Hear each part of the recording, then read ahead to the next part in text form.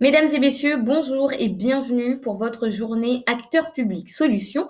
Aujourd'hui, on va parler de la data, de l'intelligence artificielle et des enjeux liés à une transformation numérique réussie dans le secteur public. Pour cela, on va retrouver à distance Nicolas Monsara d'Accenture. Bonjour Nicolas Monsara. Bonjour, content d'être avec vous.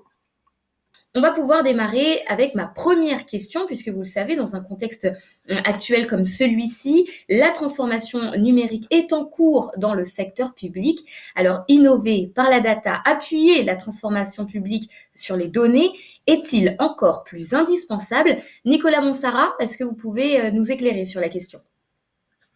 Alors, indispensable évidemment, je pense qu'on est tous en ce moment dans une crise sanitaire où on voit tout l'apport de la data. Si vous regardez dans les médias sociaux le suivi qu'on fait tout un chacun sur la progression de la vaccination, est-ce qu'on a la bonne stratégie, pas la bonne stratégie, est-ce que les vaccins sont amenés aux bons endroits? La data est disponible, elle est ouverte, elle est utilisée et c'est avec ça que les citoyens en voient la transparence de l'action de l'État.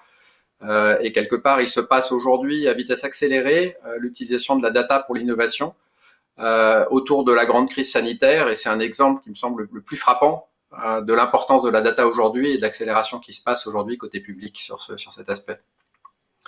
Alors concrètement, quelle méthode vous préconisez pour accélérer cette transformation et, comme on dit, passer à l'échelle?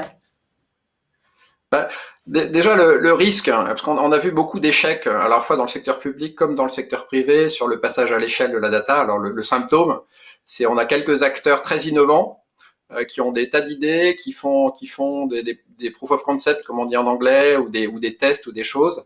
Et puis en fait, ils n'arrivent pas à aller au-delà de ça. Alors ça peut être parce qu'ils n'arrivent pas à avoir les données pertinentes, parce que, etc. Mais la plupart du temps, le passage à l'échelle, ça consiste à faire le lien entre ces deux mondes, des gens qui comprennent la data, qui savent l'exploiter, qui ont beaucoup d'idées, et puis la transformation du cœur de la machine. Alors le cœur de la machine, ça peut être un ministère, ça peut être une agence, mais ça peut être aussi l'ensemble de la sphère publique pour faire collaborer ensemble de nouveaux acteurs, et c'est ça qui est compliqué.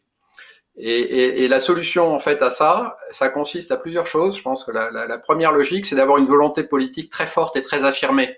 Singapour est probablement un des pays qui a le plus de projets numériques qui transforment le pays, et c'est une vision nationale qui dit bah, la data doit venir au système de l'ensemble. Et une fois qu'on a ça, je pense que derrière, il faut lancer des grands programmes centrés autour de la data. On a quelques exemples en France, autour du Health Data Hub, autour des trade plateformes. On en voit qui émergent aujourd'hui dans le plan de relance avec les différents projets financés sur le sujet. Là. Il y a eu un ensemble de plateformes d'échange qui ont été sélectionnées avec des gros investissements publics sur le sujet. Donc une volonté politique, des écosystèmes et des grands programmes data-centriques. C'est comme ça qu'on arrivera à faire avancer la data en France. Et comment faites-vous pour emporter l'adhésion des agents et des citoyens? Alors, sur les agents, le gros sujet, c'est en fait que la data transforme les modes de travail. On ne fait plus la même chose. Alors, ça peut être qu'on travaille différemment parce qu'on utilise la data au quotidien, ou ça peut être parce que son métier change. Et quelque part, on peut dire il disparaît. En fait, il disparaît pas, il change. Et je pense que la seule manière d'emporter l'adhésion, c'est que les agents soient partie prenante de la fabrique de la data, que ça soit de l'innovation, ça soit avoir les bonnes idées, ou ça soit le passage à l'échelle. Donc il faut faire ça en commun avec les agents. Il faut former, il faut apporter les bonnes compétences, il faut faire de la conduite du changement et collaborer. Ça, c'est pour la partie agent. Pour les citoyens, je pense un des gros sujets sur la data et l'AI, c'est la partie transparence. Alors, je dois comprendre ce qu'apporte l'AI et en même temps ce qu'il n'apporte pas. Ça s'appelle Explainable AI en anglais. Je dois être capable de comprendre ça.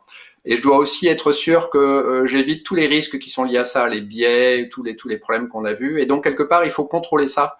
Il faut le faire dans une démarche positive et contrôlée et respectable, j'allais dire.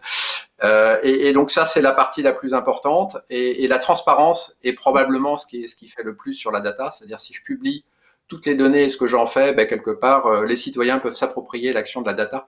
Et ça me semble quelque chose de très fort. On voit beaucoup aujourd'hui de nouvelles ouvertures de données sur l'open data. Je parlais de la crise sanitaire au début. Je peux en parler pour conclure. Je trouve que tout ce qui se passe autour que ce soit les tests, le suivi, le contact tracing ou la vaccination, aujourd'hui, il y a beaucoup de data, il y a beaucoup d'acteurs qui voient ce qui se passe. Ça alimente le débat public, ça alimente la confiance. Et donc, c'est la clé de la confiance des citoyens. Merci beaucoup, Nicolas Monsara. Je rappelle que vous êtes lead data public au sein d'Accenture. Merci, c'est la fin de notre interview. Il s'agissait de trois questions auxquelles vous avez parfaitement répondu sur le thème de la data et de l'intelligence artificielle. Merci à tous de nous avoir suivis. Restez avec nous, la journée Acteur Public Solutions continue.